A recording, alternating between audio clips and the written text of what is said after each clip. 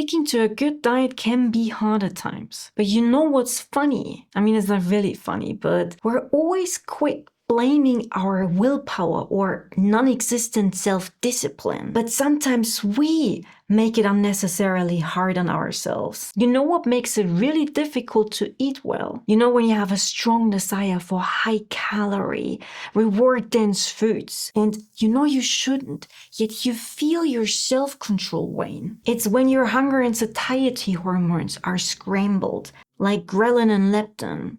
And you know a common pattern that does that? It's short or disrupted sleep. I don't know about you, but when I first learned that, I realized it in myself. Whenever I had a rough night, more often than not, I do wake up with the munchies. And it's not just me.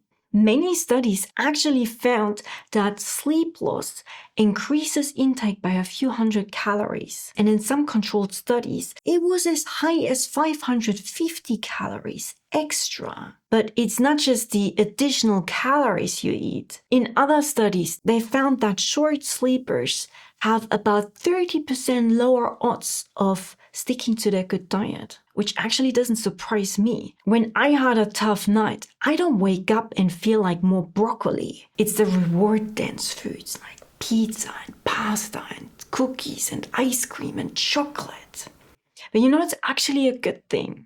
I mean, not the craving for that junk. Getting enough sleep is one of the highest yield and lowest friction behaviors you can do to regulate appetite hormones and making it easier to eat well. So before you go back to trying to knuckle through your diet, try and fix your sleep first. But this gets actually even better. Getting enough sleep doesn't just regulate appetite hormones. Sleep in itself is a real longevity lever, meaning just getting enough sleep helps you live longer. So now the only two questions remaining are, how much is enough sleep and how much does timing matter?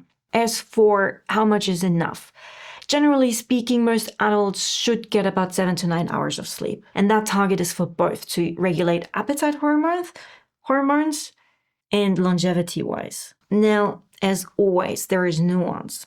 So if you get 6.5 hours of sleep and you feel great, and your eating is stable. That's different from someone who also sleeps 6.5 hours, has fragmented sleep, and gets cravings all day, where studies start showing consistently worse outcomes for both appetite and cravings, and mortality is below 6 hours. So that's a pretty common cutoff.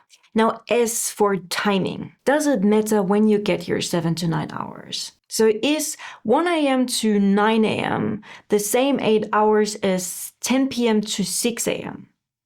If you suspect it's not, then you're probably right. Newer research suggests that sleep timing and schedule do matter a lot too. Once again, for both appetite regulation and longevity-wise. Because biologically awkward bedtimes like 1 a.m. or 2 a.m. and then a sleep schedule all over the place. Like sometimes you go to bed at 10 p.m., other times at midnight. It does affect your circadian rhythm. And circadian alignment helps stabilize hunger and satiety, but also affects your sleep quality. You might have even noticed this yourself. I definitely have. During work week, Monday to Thursday, I used to have a pretty consistent bedtime and also wake time. But Friday and Saturday, my schedule was like all over the place. And it was usually really late and then I slept in.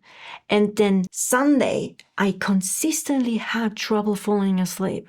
And that is your inner clock out of whack. So the bottom line is, get about 7 to 9 hours of sleep with consistent bed and wake times, plus minus 30 minutes, and go to bed before midnight. And if you try this, then pay close attention to your cravings and appetite and food choices, and use that as your own feedback signal. Because appetite is influenced by both sleep duration and circadian timing. So a consistent sleep schedule can reduce the munchies and make eating healthy easier to control. Now you might think, well, that's all nice and good, and if it was up to me, I would get 7 to 9 hours of sleep.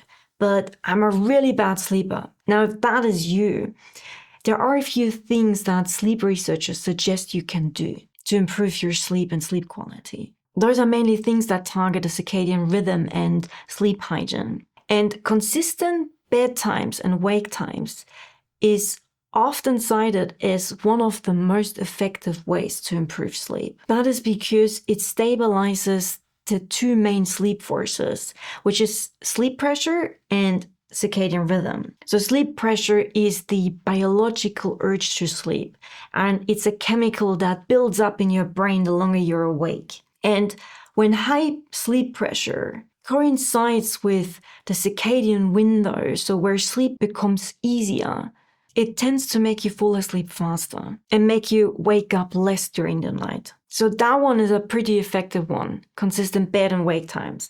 But there are many other things you can do to improve circadian alignment. If you want, I do have a checklist, a sleep checklist on my website. You can download that for free. So I will put the link in the description if this is something that sounds interesting to you. Because getting enough sleep and proper sleep and circadian alignment are two easy things you can do to improve your diet and also to improve long-term health. So I hope this was helpful. That's it for this video. Thank you very much for watching, and I'll see you in the next one.